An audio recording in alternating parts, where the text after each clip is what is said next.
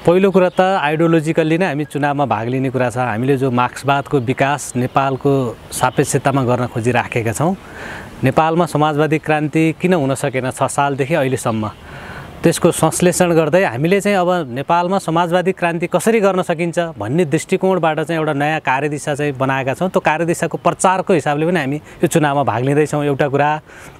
दोस्रो कुरा चाहिँ राष्ट्रियता, जनतन्त्र र जनजीविकाका सवालमा देखिएका चाहिँ जति पनि समस्याहरू छन् ती हल गर्नको लागि पनि हामीले जनताको बिचमा जानको लागि यो चुनावमा हामी भाग लिन गइराखेका छौँ। चुनाव नै समस्याको समाधान त होइन, तर चुनाव चाहिँ एक खालको अहिले अरू क्रान्तिकारी परिवर्तनको लागि प्रचारको एउटा माध्यम हो। पहिलो कुरा जनतालाई अवेरनेस गर्ने कुरा हैन, चेतनशील बनाउने कुरा त प्रधान विषय हो नि त।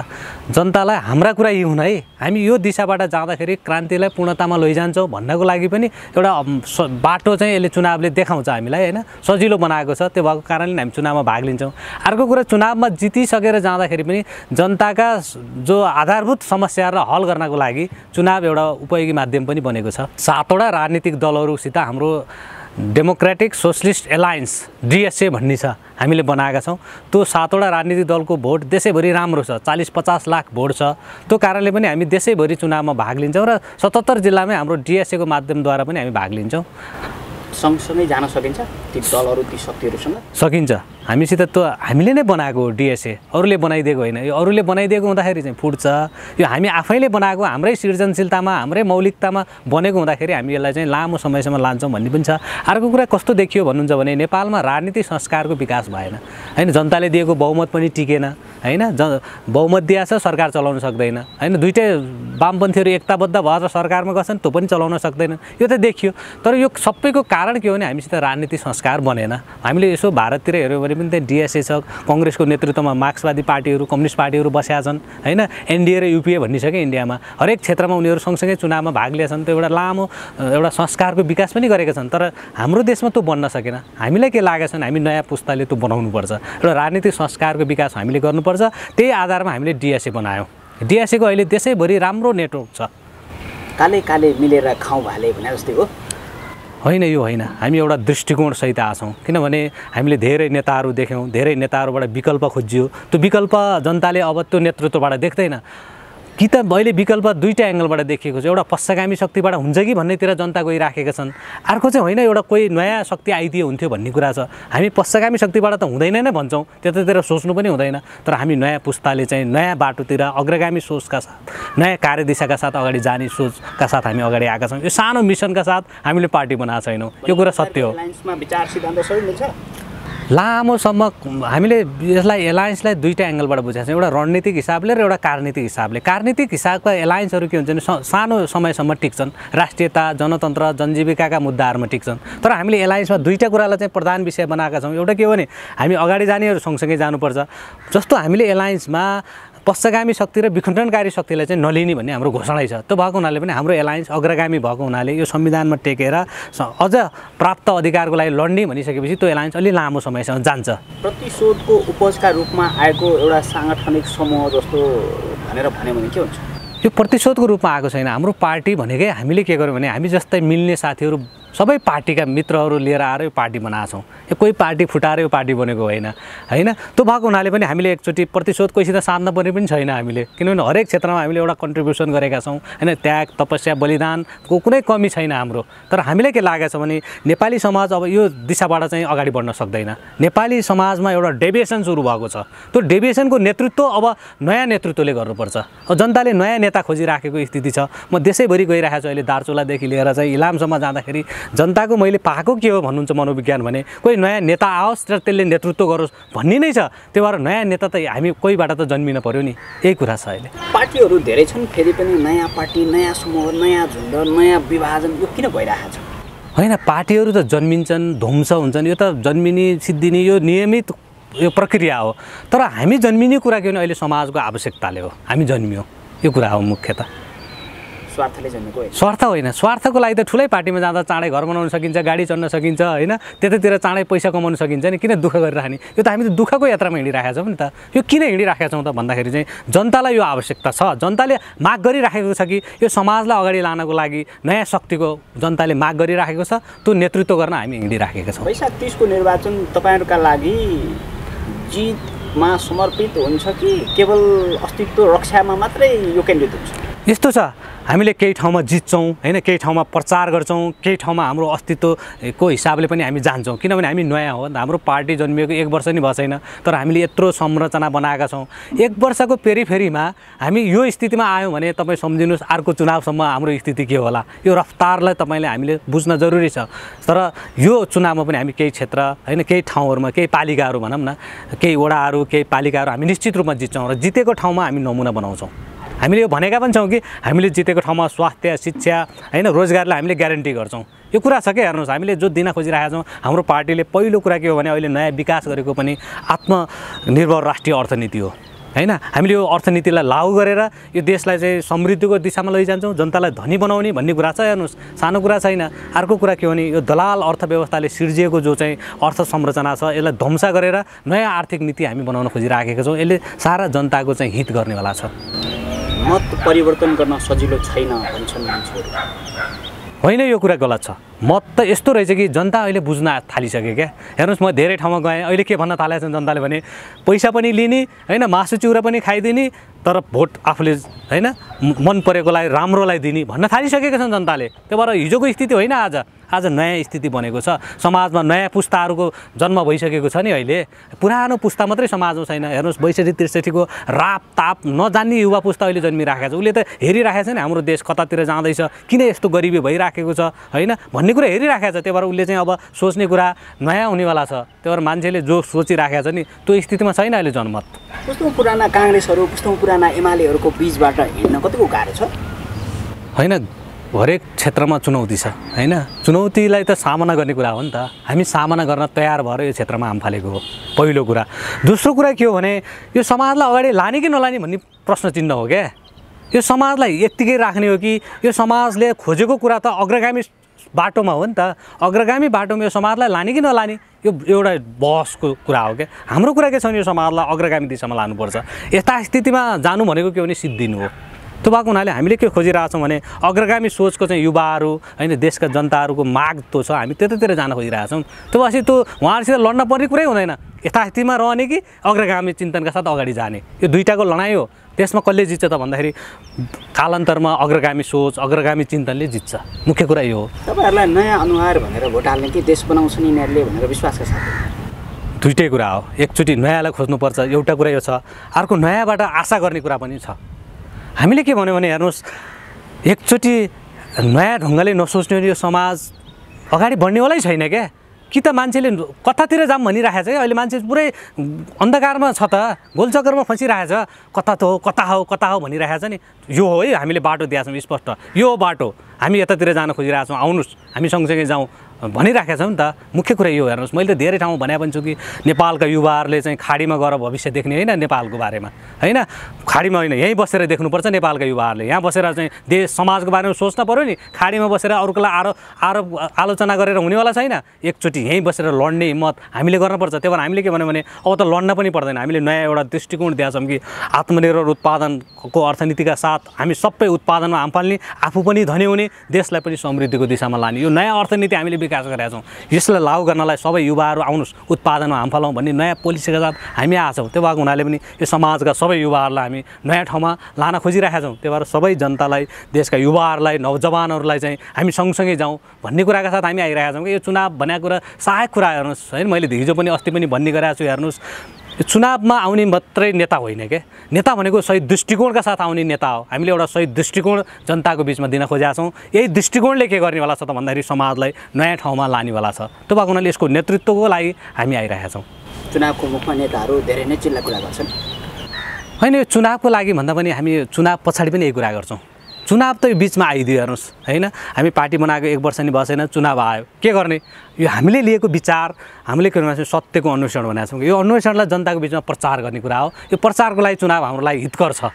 त्यो भएको हुनाले हामी चुनावमा भाग लिउँ भनेर पार्टीले निर्णय गर्यो। हामी यो मिसनका साथ हामी हाम फालेका छौँ। एउटा कुरा। दोस्रो कुरा के हो, चुनावमा गइसकेपछि हामीले जित्ने गरेर पनि योजना बनाएको छौँ हैन।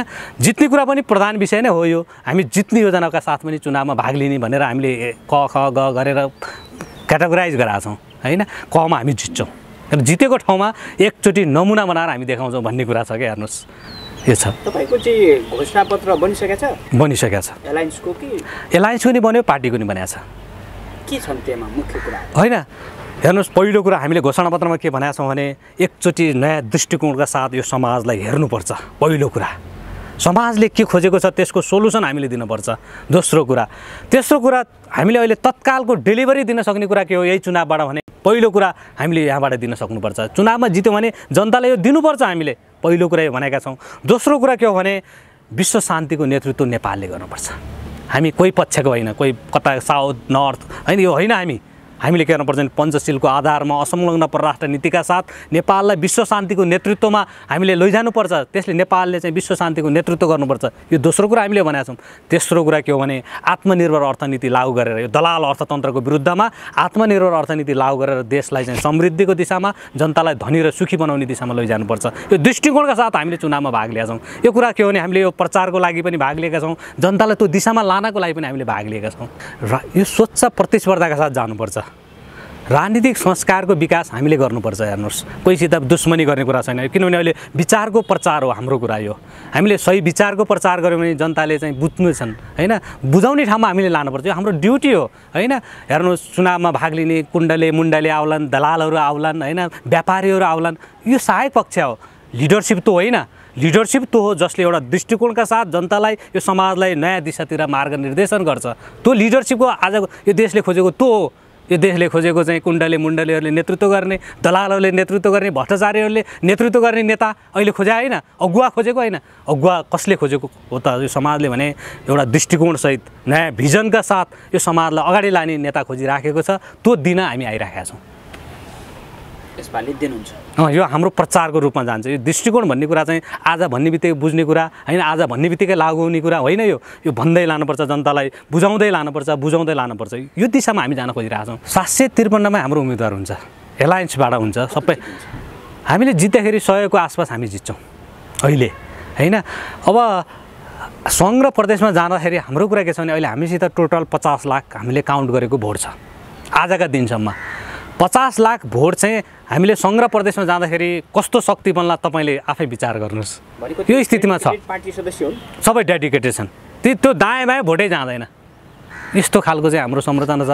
यदि हाम्रो एलायन्स हाम्रो विचारको हिसाबले, हामीले नेतृत्व गरेको हिसाबले होइन अगाडि बढ्दाखेरि यो स्थिति देखा पर्छ। त्यही भएर अहिले ठुला राजनीतिक दलहरू अलिक तिलमिला छन्। यो कुरा छ। को हुनुहुन्छ एलायन्समा? एलायन्समा हाम्रो पार्टी भयो, सामाजिक एकता पार्टी, दलित पार्टी लगायतका पार्टीहरू 7वटा पार्टीहरू छन् होइन। सबैसित राम्रो जनमत छ। यति भनिसकेपछि त धेरै चाहिँ बुझ्ने राजनीतिज्ञहरूले बुझिसक्नु भएको छ होइन। तर एकदम राम्रो जनमत छ। त्यसको नेतृत्व नेताको खोजियो, अहिले समाजले खोजेको यसको नेतृत्व हामी गर्न तयार छौँ। पोखरा महानगरमा कसलाई बनाउनुहुन्छ नेता? हामी छलफल गर्दैछौँ होइन। भोलि नै तपाईँले यस मिडिया मार्फत थाहा पाइहाल्नुहुन्छ। 11-12मा त नोमिनेसन गरिसक्नुपर्छ।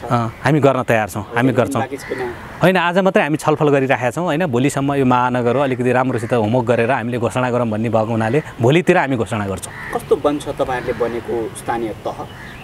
होइन, हामीले यही कानुनलाई मान्ने हो। अहिले यसलाई पुरै ड्राफ्टिक चेन्ज गर्ने कुरा छैन, तर यही संविधानले दिएका कुराहरूलाई टेकेर राम्रो गर्ने, उत्कृष्ट गर्ने हाम्रो कुरा छ। हेर्नुहोस्, हामीले जित्यौँ भने हेर्नुहोस्, तपाईँको मिडिया मार्फत म पहिलोचोटि भन्दैछु। हेर्नुहोस्, हाम्रो एलायन्समा एउटा कुरा के भएको छ भने हामीले जितेका ठाउँमा त्यो जितेको पालिकाभित्र हामीले के गर्छौँ, स्वास्थ्य फ्री गर्छौँ। 1 नम्बर कुरा सम्भव छ। यो हाम्रो एग्रिमेन्ट छ। हामीले देशैभरिका मात्रै छैन, हेर्नुहोस् 50 लाख मान्छेहरूको जनमत लिएका छौँ हामीले। हेर्नुहोस्, सबले साथ दिने कुरा गर्नुभएको छ। यति मात्रै छैन, अन्तर्राष्ट्रिय समुदायका जति पनि मित्रहरू हामीलाई भेट्न आउनुभएको छ उहाँहरूले पनि हामीलाई भन्नुभएको छ कि तपाईँहरूले एक चिज नमुना बनाउनुहोस्, त्यहाँ हामी साथ दिन्छौँ भन्नुभएको छ। एउटा रियल कुरा। हामीले यो देशकै साधन स्रोत प्रयोग गर्दा पनि यो गर्न सकिन्छ। तर यो हामीले पाएका जति पनि छन् होइन, हामीले सहयोग पाउने कुरा जो आशा अपेक्षा गरेका छौँ ती ठाउँबाट पनि हेर्दाखेरि त्यो पालिकाभित्र चाहिँ नमुना बनाउने हाम्रो कुरा छ। हेर्नुहोस्, स्वास्थ्य फ्री गर्छौँ हामीले, शिक्षा फ्री गर्छौँ। शिक्षा अहिलेको जस्तो होइन। मैले यो मिडिया मार्फत भन्छु, म विद्यार्थी नेता पनि भएर आएको हुनाले पहिला मलाई के थाहा छ भने अहिले मेरो बच्चा यही सरकारी स्कुलको यही म्यानेजमेन्टमा जाऊ पढ्न भन्यो भने होइन, म पनि खुसी हुन्न नि।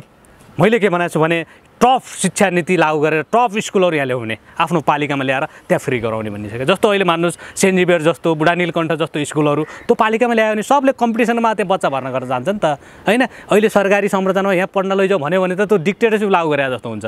यो कुरा छैन हेर्नु, त्यस्तो खालको शिक्षा नीति हामी दिन्छौँ। दोस्रो कुरा तेस्रो कुरा छ शिक्षा फ्री गर्छौँ। हेर्नुहोस् शिक्षाको क्षेत्र त अहिले शैक्षिक माफियाहरूको कब्जामा गइसक्यो होइन। यस्तो कुरा छ हेर्नुहोस्, त्यो त म हिजोदेखि भन्दै आएको, यो त देशै माफियाहरूको कब्जामा गइसक्यो होइन। एमसिसी लागू भइसकेपछि त यो देश कहाँ चाहिँ हाम्रो हातमा छ भने क्या। हाम्रो कुरा के छ भने यो निर्वाचनमा जनतालाई अवेरनेस गरेर त्यो माफियाहरूमा गइसकेन लागेको कुरालाई फिर्ता ल्याउने कुरा छ क्या। हामी आयो भने यसलाई खारेज गर्ने यो कुरा छ। हेर्नुहोस् मेन कुरा त त्यो होइन। अर्को कुरा के छ भने निजी विद्यालय खारेज गर्ने कुराबाट छैन कि मेरो कुरा। हेर्नुहोस् त्यस्तै टप कम्पिटिसनमा जाने कुरा छ क्या। हेर्नुहोस् मेरो कुरा मैले धेरैचोटि भन्ने गरेको विषय के भने हेर्नु टप स्कुलमा पढेका विद्यार्थी पहिला लड्न कहाँ जान्छ भन्नुहोस् न, आइओएममा नाम निकाल्न जान्छ क्या। एमबिबिएस महाराजगञ्जमा जान्छ नि त। किन जान्छ? त्यो त सरकारी हो नि त, नजान पर्ने नि। किन जाँदैछ त भन्दाखेरि त्यहाँ राम्रो छ। पुल्चोकमा जान्छ क्या टप विद्यार्थी। किन जान्छ त? ट्युको हो नि त्यो त एफिलिएसन त हेर्दाखेरि त। त्यो किन जान्छ त भन्दाखेरि त्यहाँ राम्रो छ। तपाईँले राम्रो दिन जानुभयो सक्नुभयो भने त अन्त जाँदो रहेछ नि त। यो देखियो क्या हामीले त्यो भएर सही म्यानेजमेन्ट राम्रो म्यानेजमेन्टका साथ चाहिँ राम्रो बनाइयो भने त मान्छे त्यहाँ जाँदो रहेछ नि त। सबैमा जान्छ। यसलाई ड्रास्टिक चेन्ज गरिदिने हो क्या हामीले गर्दाखेरि चाहिँ। त्यसलाई सुधार गर्ने होइन। अरू रह्यो नि ठिक केही छैन, कम्पिटिसनमा जानु पऱ्यो नि त, हामी पनि जान सक्नु पऱ्यो नि त होइन। त्यो हिसाबले जानुपर्छ। हेर्नुहोस् दोस्रो कुरा यो भयो। तेस्रो कुरा मेरो के छ भने आत्मनिर्भर अर्थनीति लागू गरेर हामीले जितेको पालिकामा कोही बेरोजगार मान्छे राखिँदैन। किनभने त्यो कानुन त्यहाँ छ क्या। हेर्नुहोस् त्यो जित्न पर्दो रहेछ। त्यो कानुन लागू गर्नलाई त्यो जितिसकेपछि त्यो ठाउँबाट यति गर्न सकिन्छ। मैले गर्न सक्ने कुरा बोलेको होइन। आत्मनिर्भर अर्थनीति लागू गरेर त्यो पालिकामा कोही पनि मान्छे बेरोजगार राखिँदैन। यो अहिलेको अर्थनीति त हुँदैन। हामीले नयाँ अर्थनीति त्यहाँ लागू गरेर यो गर्न खोजेका छौँ। त्यो भएको हुनाले नमुना बनाउने कुरा हाम्रो छ क्या। हेर्नुहोस् यति गर्दाखेरि त अर्कोचोटि फेरि जनतालाई लड देखाउने हो क्या। हेर्नुहोस् होइन युवा प्लानलाई रोक्ने कुरा नै यही हो कि आत्मनिर्भर अर्थनीति लागू गर्ने र रोजगारी यही सिर्जना गर्ने हो क्या। हेर्नुहोस् हामीले बारम्बार भनेको कुरा के हो भने हामी $10 बिलियन प्रतिवर्ष सामान हामी आयात गर्छौँ। निर्यात त एकदम न्यून छ। हामीले के सोच्छौँ भने आत्मनिर्भर अर्थनीति लागू गरियो भने $10 बिलियन जनतामा पठाउन सकिन्छ। त्यो $10 बिलियन जनतामा पठायो भने कुन चाहिँ जनता गरिब हुन्छ भन्ने कुरा छ क्या। हेर्नुहोस् हाम्रो यहाँ होइन मान्छे त खालि दलाली गर्नेतिर गयो क्या होइन। कसरी चाँडै धनी हुन सकिन्छ भन्ने दिशाले के गर्यो भने देशै बेच्न तयार हुने ठाउँमा पुग्यो नि त होइन। त्यसलाई रोक्ने भने पनि कुरा के हो भने सही अर्थनीति हो। नाराले मात्रै रोकिँदैन, सही अर्थनीति भए मात्रै रोक्न सकिन्छ। त्यही भएर हामीले के भन्यो भने आत्मनिर्भर अर्थनीति लागू गर्ने हामीले नारै के दिएका छौँ भने उत्पादनमा राष्ट्रवाद उपभोक्तामा राष्ट्रियता सहितको चाहिँ आत्मनिर्भर अर्थनीति लागू गरेर देशलाई धनी बनाउने भन्ने कुरा छ क्या हाम्रो कुरा। बेरोजगार रहित समाज एकदम पहिलो कुरा त के हो भने मैले सुरुमै नै अहिले भनिसकेँ घाँस बाँस कपास भनेको बस्ने खाने होइन लाउने कुरा अनि स्वास्थ्य शिक्षा रोजगारी यो त नैसर्गिक अधिकार बनाइदिनु पर्छ क्या। यो त अनिवार्य। अनि त्यो पत्रले पुग्दो रहेछ मान्छेलाई फ्रिडम सोध्छ क्या मान्छेले। हेर्नुहोस् होइन मान्छेलाई नाच्न मन लाग्ला गाउन मन लाग्ला होइन त्यहाँ रोक्ने हुन्न नि त। एउटा मान्छेलाई कुनै धर्मप्रति आस्था राख्ने पाउला होइन यो सबै यो फ्रिडम हुन्छ नि त। उसको आफ्नो नैसर्गिक अधिकार त उसले पूर्णतः पाउनै पर्छ। मैले अहिले पनि भने नि यो कुरा छ क्या। हेर्नुहोस् हाम्रो कुरा त मान्छेले यो देश नै स्वर्ग हो भन्ने छ नि होइन। त्यो स्वर्गीय रूपमै बाँच्न पाउनुपर्छ क्या। अघि तपाईँले एमसिसीको विषय अलिकति छुनुभयो अघि। अनुदान आउँदा आतिनुपर्ने के थियो त्यस्तो के छ? हेर्नु यस्तो छ क्या। हेर्नुहोस् मैले अहिले नै भने यो ब्रोकर क्यापिटलिजम भन्छ क्या हामीले होइन। दलाल अर्थतन्त्रमा के हुँदो रहेछ भने मान्छेले पुरै विदेशी त लोनै लिनेमा हुँदो रहेछ क्या। आश्रित त्यहीँ हुँदो रहेछ क्या। नेता होस् द्राष्ट होस् त्यो यो अर्थनीतिको चाहिँ त्यो परिणाम हो। जस्तो तपाईँले भन्नुहोस् लोन लिँदाखेरि ब्याङ्कले लोन लिँदा त तपाईँलाई कति थाहा चाहिँ उसले सेक्युरिटी खोज्छ भने विदेशी शक्तिले त्यसै त दिँदैन। काहीँ न काहीँ के उसले सम्झौता गरेकै हुन्छ क्या। यो त ग्यारेन्टी हो। हेर्नुहोस् तपाईँ हेर्नुहोस् महाकाली सन्धिमा मान्छेले ठुल्ठुला कुरा गरे के पायो नेपालले? भिजोक छ। हेर्नुहोस् म अस्ति भर के अरे चाहिँ कर्णाली घुमेर आएको छु, दार्चुलासम्म पुगेर आएको छु, चुच्चे नक्सा भएको ठाउँमा पुगेर आएको छु। भिजोक छ त जनताको स्थिति त होइन। कहाँ सुधार भएछ भने क्या मान्छेले कोसी बेच्यो, गण्डक हेर्नुहोस् त्यही हालत छ, अप्पर कर्णालीको हालत छ, नदी नाला त हाम्रो भन्ने ठाउँमै छैन नि त होइन। भएका साधन पुरै चाहिँ प्राकृतिक स्रोत साधन चाहिँ बेचिसकेपछि के रहन्छ भन्नुहोस् त। अब भएन फेरि माथिल्लोचोटि अर्को के भयो त भन्दाखेरि फेरि पैसा चाहियो अनि एमसिसी गर्ने। यो त राष्ट्रिय हितमा छ नि त। कि त आफूले गर्न सक्नु पऱ्यो, सक्दैन भने भोलिको पुस्ताले गर्छ भनेर नि त ठाउँ छोडिदिनु पऱ्यो नि, सबै सिद्धाइदिने आफ्नै पालामा। यो त गर्न हुन्न नि त। त्यो भएको हुनाले यो एमसिसी राष्ट्रघाती हो, सबैले बोलिसकेका कुरा भयो, मैले फेरि रिपिट गर्न चाहन्न। अब एउटा कुरा के छ भने चुनावमा हामी जितेर गयौँ भने हेर्नु सङ्घ र प्रदेश, मेरो कुरा के छ भने पहिलो निर्णय एमसिसी खारेजको निर्णय गर्ने हो, यो चाहिँ हो ग्यारेन्टी। सम्भव छ त्यो? अमेरिकाले मान्छ? सम्भव छ। हेर्नुहोस्, हाम्रो देशको राष्ट्रिय स्वाधीनताको पक्षमा बोल्ने अरू को? मेरो कुरा यो हो नि त होइन, हाम्रो पार्टीको कुरा पनि हो क्या। हामी नेपाली स्वाधीन छौँ होइन, कसैको चाहिँ हामी गुलाम होइन नि त। हाम्रो निर्णय हामी आफै गर्न सक्छौँ। एकाध नेता गुलाम भयो भन्दैमा हामी सबै गुलाम हो त? होइन नि त होइन। कोही एक दुई मान्छेलाई किन्न सक्छ क्या, अमेरिकाले होस् अरू देशले होस् एबिसिडी, एक दुईजना नेतालाई किन्न सक्छ, सारा नेपाली जनताले किन्न सक्छ त? सक्दैन नि त। हामी कसै गुलाम त होइन नि। त्यो भएको हुनाले के हो भने हामीले एकचोटि जित्यौँ भने यो पुरै खारेज गरिन्छ। हेर्नुहोस्, असमान सन्धि सम्झौता त पुरै खारेज गर्ने हाम्रो कुरा यो छ। तर यो सम्भव अलि नहोला? सम्भव छ। हेर्नुहोस्, सम्भव छ। हेर्नु, मैले अहिले सुरुमा तपाईँले भनेको थिएँ, हेर्नुहोस् मान्छेको दृष्टि र दृष्टिकोणको कुरा हुन्छ क्या। 1950 को सन्धिका विषयमा अहिलेसम्म कुरा उठिरहेको छ, भारत सुन्न पनि तयार छैन। यो असमान सन्धि सम्झौताको बारेमा बोल्ने भनेपछि बोल्न पऱ्यो नि त होइन। त्यो त शासकै उताको गुलाम छ त, कहाँ बोल्न सक्छ भने क्या। तपाईँ हामीले गर्ने के हो भने स्वाधीन राष्ट्र बनाउने कुरा होइन, सार्वभौम सम्पन्न राष्ट्र बनाउने कुरा त लिडर पनि त त्यो राष्ट्रभक्तिले चाहिँ ओतप्रोत भएको हुन पऱ्यो नि, उसको रगतमा राष्ट्रवाद बगेको हुन पऱ्यो नि त। रगतमा पुरै चाहिँ दलालको चाहिँ रगत बगेको छ, दलालीकरणको, अनि कहाँनिर चाहिँ राष्ट्रियताको कुरा उठाउन सक्छ भने क्या? सक्दैन नि त। मेन कुरा के हो भने राष्ट्रवादको रगत बग्ने मान्छे चाहियो यहाँ, त्यस्तो लिडर चाहियो। त्यस्तो लिडर खोज्न पऱ्यो, जनताले बनाउन पऱ्यो, अनि नै यो चाहिँ खारेज गर्ने दिशामा जान्छ। पुरै दलालीले चाहिँ पुरै रगत जति जम्मै दलाल चाहिँ भएको छ, अनि त्यो कहाँनिर चाहिँ राष्ट्रियताको कुरा गर्न सक्छ? सक्दैन नि त।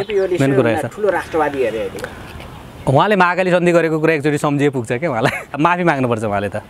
वास्तवमा भन्ने हो भने त्यो जनताको सामु माफी माग्नुपर्छ। मैले महाकाली सन्धि गरेर त गल्ती गरे भन्नुपर्छ। अहिले उसमा गएर कञ्चनपुरमा गएर बोल्नुपर्छ उहाँले। तर अलि अस्ति भर्खरको एउटा कार्यक्रममा उहाँले महाकाली सन्धि ठिकै थियो भनेर भन्नुभएको छ। ठिकै थियो त, त्यहाँको जनतालाई गएर सोधे भइहाल्यो नि। के भन्छ, रुँदै भन्थे, हेर्नुहोस् प्रत्येक वर्ष हाम्रो सिमाना यता सरेको सरे हुन्छ सर भन्थे क्या। पहिला ऊ टाढा थियो, अहिले सरेको सरै छ भन्छन् क्या। त्यही क्वेसन उहाँलाई गरे हुन्छ नि त होइन। उहाँहरूकै कारणले त भएको यो, किन लुज फाइट छोडियो? यो कुरा छ क्या। हेर्नुहोस्, त्यही भएर यो बोल्ने कुरा र रियल कुरा चाहिँ अर्कै हुन्छ नि त। तपाईँ हामीहरू पत्रकार मित्रहरूले गएर रियल कुरा पनि हेर्न पर्ने जरुरी छ क्या। हेर्नुहोस्, जनतामा यो भन्नुपर्छ। नेताले बोल्छन् कि त्यो गर्दाखेरि के गर्छन् भन्ने कुरा पनि त भन्न पऱ्यो नि। त्यही भएर गर्दाखेरि र परिणाम के आयो त? उहाँको भाषण तपाईँले एकचोटि युट्युबमा फर्केर हेर्नुहोस् होइन, महाकाली सन्धि गर्दाको भाषण र अहिले चाहिँ उहाँले गरेको भाषणलाई मिलाइदिनुहोस् न, तपाईँहरूले थाहा भइहाल्छ त होइन। दायाँ बायाँ जानै पर्दैन, त्यही त अनुसन्धान भने त। अहिलेको सतै कुरा मात्रै अनुसन्धान होइन नि, विगतमा उहाँले गरेको कुरा सहित जोड्न पऱ्यो नि। यो कुरा हो। हेर्नुहोस्, नेतृत्वलाई मुलुकको माया हुनु पर्दैन? यस्तो छ हेर्नुहोस्, मलाई हुन त मैले कोही नेताहरूलाई खुइलाउने यसरी बन्न मन पनि छैन। हेर्नुहोस्, उहाँहरूबाट नभएर समाजले नयाँ नेतृत्व खोजिरहेको छ, यो प्रधान विषय यो हो। हेर्नुहोस् होइन, अब उहाँहरूले माया भन्ने कुरा पनि सापेक्षित भयो नि त। एमसिसी गर्दाखेरि पहिल्यै सोच्नु पर्थ्यो नि होइन, गर्न हुन्छ कि हुँदैन भन्ने कुरा। यो सबै सन्धि गर्दाखेरि त कोही राजा महाराजाहरू जोडिया छन्, कोही प्रधानमन्त्री मन्त्रीहरू त जोडिया छन् होइन। लेमेन आम जनताले गरेर त कसैले गरेको छैन होइन। माया भन्ने चिज त त्यहाँनिर देखाउनु पऱ्यो नि, बोलेर त हुँदैन नि। सबै सिद्धाइसकेपछि मलाई माया लाग्यो भनेर त भएन नि। मेन कुरा के हो भने सिद्धिसकेपछि मलाई माया लाग्यो रोएर के हुन्छ? सिद्धाउनु अगाडि पो सोच्नु पऱ्यो त। मेन विषय यो। हेर्नुहोस्, त्यो कुरा के हो भने दृष्टिकोणको रूपमा सोच्नुपर्छ क्या। देश बनाउन धेरै ढिलो भइसक्यो। ढिलो त भएकै छ, तर बिग्रिसकेको छैन। नयाँ पुस्ता आएको छ क्या। अब नयाँ पुस्ता जुर्मुराएर आएको छ। यो जुर्मुराएर आएको पुस्ताले नयाँ बनाउँछ, यो ग्यारेन्टी हो। श्रीलङ्का हुनबाट कसरी जोड्नु? अहिले मैले सुरुमै राखेँ नि, श्रीलङ्काबाट जोगाउने भनेकै कुरा के हो भने नयाँ नेतृत्वलाई चाहिँ नयाँ विचारका साथ आएको नेतृत्वलाई साथ दिने। हामीले जो भन्यौँ आत्मनिर्भर अर्थनीति लागू गर्दाखेरि चाहिँ श्रीलङ्का हुनबाट देश जोगिन्छ, यो ग्यारेन्टी हो।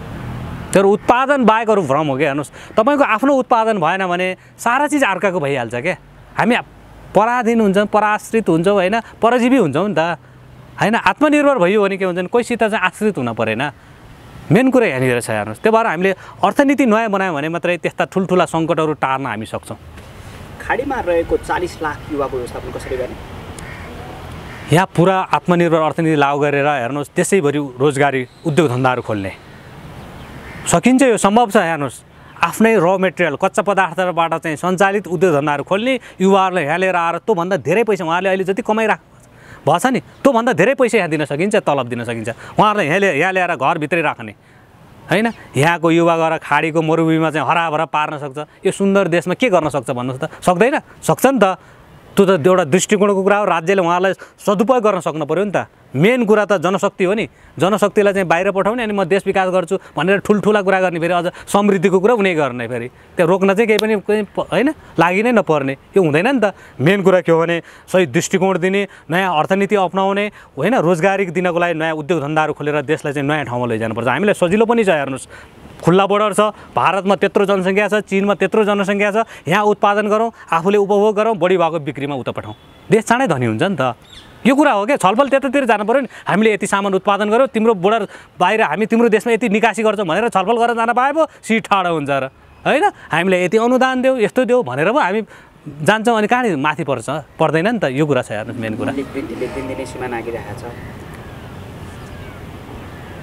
यो कस्तो भन्नुहुन्छ भने नयाँ दृष्टिकोण नहुँदाखेरिको समस्या हेर्नुहोस्, हामीले सही दृष्टिकोण नदिँदाको समस्या हो क्या। जहाँसुकै पनि एउटा नयाँ दृष्टिकोणको खाँचो छ। हामीले त्यो भएर के भने एउटा नयाँ दृष्टिकोण, नयाँ विचार होइन, नयाँ नेतृत्व अहिले हामीले दिन खोजिरहेछौँ। जनताले विवेकपूर्ण तरिकाले अहिले नयाँ नेतृत्व, नयाँ दृष्टिकोणलाई रोजे भने तपाईँलाई आउने निश्चित छ होइन त। यो त ग्यारेन्टी छ। यो त जनता नै सर्व भनेको जनता हो। हेर्नुहोस्, जनता बाहेक त अरू भ्रम भइहाल्यो। त्यसपछि देश तपाईँहरूले बनाउनुहुन्छ। हेर्नुहोस्, हामी त अब लाग्यौँ बनाउने कुरा के छ नि, हेर्नुहोस् पार्टी बनाइसकेपछि देशै बनाउने, समाजलाई गर्ने भनेर हिँड्ने हो। यो स्थितिमा जाँदाखेरि मात्रात्मक रूपमा हामी गर्छौँ, सरकारमा जाँदा गुणात्मक रूपमा गर्ने हो। हामी फेरि सरकारमा नगए गर्दै गर्दैनौँ, यो होइन। हेर्नुहोस्, आज दिनौँ देशकै समाजकै बारेमा हामी चिन्तित हुँदै के गर्न सकिन्छ भन्दै हिँडेका छौँ। हेर्नुहोस्, हामीले पार्टीभित्रै आत्मनिर्भर अर्थनीति लागू गरेका छौँ। एक कमिटी, एक उत्पादन, हरेक नेता कार्यकर्तालाई एउटा उत्पादनमा जोडेर हामी हिँडिरहेछौँ। अहिले यो पार्टीले गर्ने कुरा अब, तर सरकारमा गइसकेपछि गर्ने कुरा अलिक गुणात्मक हुन्छ। त्यो हामी सरकारमा गरेर देखाउँछौँ। सामाजिक चेतना कतिको पाइन्छ? यो राजनीतिक विचार बुझ्ने, राजनीतिक दृष्टिकोण बुझ्ने होइन, राजनीतिक पार्टी यो ठिक रहेछ, राजनीतिक रूपमा यो व्यक्ति ठिक रहेछ भन्ने त्यो चाहिँ नेपाली जनतामा त्यो क्षमता राख्छन् राख्दैन उनीहरू? होइन, नेपाली जनताले राख्छन्। अहिले युवाहरूमा चाहिँ त्यो राख्ने चेत आएको छ। मैले अस्ति नै पनि भनेको छु, मैले दार्चुला जाँदाखेरि के भने एकजना 80 वर्षको एकजना त्यहीँको भाषा बोल्ने मान्छे मलाई भेट्न आउनुभएको थियो। मैले धेरै ठाउँमा भनेको छु पनि यो कुरा। उहाँले के भन्नुभयो भने दोबासे राखेर मलाई, म देउबा आएको भए पनि म भेट्न आउँदैन थिएँ, केपी आएको भने आउँदैन थिएँ, प्रचण्ड आएको भने आउँदैन थिएँ, एउटा नयाँ नेता को आछ अरे, यसले के भन्छ अरे, तिमी पनि उस्तै हो नि त, गइहाल होइन। यहाँ भेगिया जातीय क्षेत्रीय सारा समस्याहरू छन्, हामीले भोगिरहेछौँ होइन। तिमी केही नयाँ गर्छौ भने चाहिँ होइन, हामीले नयाँ सोच्ने कुरा भयो। त्यो भएर नयाँ नेता को आछ भनेर म भेट्न आएको भन्दै हुनुहुन्थ्यो क्या। भनेको सारा जनतालाई के छ भने नयाँ नेतृत्व खोजिरहेछ अहिले। म सुर्खेतमा जाँदाखेरि पनि उहाँहरूले भनेको कुरा किन we need one new heroes भन्ने राख्नुभएको छ क्या उहाँले होइन। त्यही भाषा, त्यही शब्द हो उहाँले बोलेकै होइन। त्यो मिलेको मिलेन उहाँले भन्दै, मैले बुझेको के हो भने यो देशलाई एउटा नयाँ हिरोको आवश्यकता छ भन्नुहुन्थ्यो क्या होइन। मैले यो कुरा, यो हिरो त हामी होइन, तर यो जनताको अगुवाको चाहिँ साँच्चै आवश्यकता छ। देश बनाउने सम्बन्धमा हिरो बन्न पनि तयार हुन्छ। यो त हामी तयारै छौँ नि, देशको लागि समाजको लागि अगाडि हिँडेको त हो नि। यो कुरा छ हेर्नुहोस्, आम जनताले हामीलाई त्यसरी फिडब्याक दिइराख्नु भएको छ कि एकचोटि यो समाजलाई नयाँ नेताको खाँचो छ, त्यो तपाईँहरूले गर्नुहोस्। हामीलाई आशावादी पनि छौँ कि युवाहरू आछन् होइन, जुर्मुराएर आउने कुरा यो हामीले सोचे पनि थियौँ होइन, यो राम्रो भयो भन्ने कुरै छ हेर्नुहोस् जहाँ जाँदा पनि। अब अन्तिममा कार चिन्नलाई कार चढ्नै पर्छ कि पैदलै हिँडे पनि हुन्छ? होइन, यस्तो छ, हाम्रो कुरा के हो भने यो त साङ्केतिक कुरा भयो कार चुनाव चिन्ह, तर आम जनताको चाहिँ आर्थिक अवस्थालाई माथि उठाउने कुरा त्यो गरायो भने त सारा जनता कार चढ्ने नै हुन्छ होइन। हाम्रो कुरा यो अर्थनीति हामीले जो भन्यो आत्मनिर्भर अर्थनीति लागू गरेर गयो भने एराउन्ड 2,82,00,000 का जनता जो छन्, 3 करोडको हाराहारीको जनता, सारा जनता चाहिँ सम्पन्न बनाउन चाहिँ सकिन्छ। सम्पन्न भएपछि कार चढ्ने कुरा, हेलिकप्टर चढ्ने कुरा त सहायक विषय भयो नि त होइन। यो गराउने दिशामा हामी लान्छौँ। यो किनभने यो लान्छौँ, यो ग्यारेन्टी छ। नागरिकको हैसियत बदल्न सकिन्छ? होइन, नागरिकको हैसियत भन्दा पनि नागरिकको आर्थिक अवस्थालाई चाहिँ बदल्न सकिन्छ, संस्कार संस्कृतिलाई बदल्न सकिन्छ। यो साँचो कुरा। सही अर्थनीति, सही दृष्टिकोण भयो भने, सही विचार हामीले जनतालाई दियौँ भने भएको अवस्थालाई परिवर्तनमा लान सकिन्छ। मान्छे परिवर्तन हुन चाहन्छ, त्यो लान सकिन्छ। त्यो वातावरण हामीले बनाइदिने हो होइन। जब मान्छेले आफैले चिन्न थाल्छ यो त बनिहाल्छ। हेर्नुहोस्, यो ग्यारेन्टी छ, यो सकिन्छ, सम्भव छ। यसपालिको निर्वाचनमा रुख मात्रै होइन, सूर्य मात्रै होइन, कार पनि चिन्दिनु पर्यो। जनताले अवश्य चिन्नुहुन्छ, कार नै रोज्नुहुन्छ, अझ चिन्ने मात्रै कुरा छैन। तपाईँहरूलाई शुभकामना छ, एलायन्सलाई पनि जोगाएर लैजानु होला। हस्, मुलुक बनाउन एकीकृत शक्ति नै चाहिन्छ। ठिक छ, तपाईँलाई पनि धन्यवाद। हुनुपर्छ र भरपर्दो हुनुपर्छ। ठिक छ। यहाँको राजनीतिक विश्वास अडिट भएर अगाडि बढोस्, मेरो शुभकामना छ। हस्, धन्यवाद छ तपाईँहरूलाई हाम्रो विचार राख्ने अवसर दिनुभयो होइन। फेरि तपाईँहरूलाई पनि धन्यवाद छ।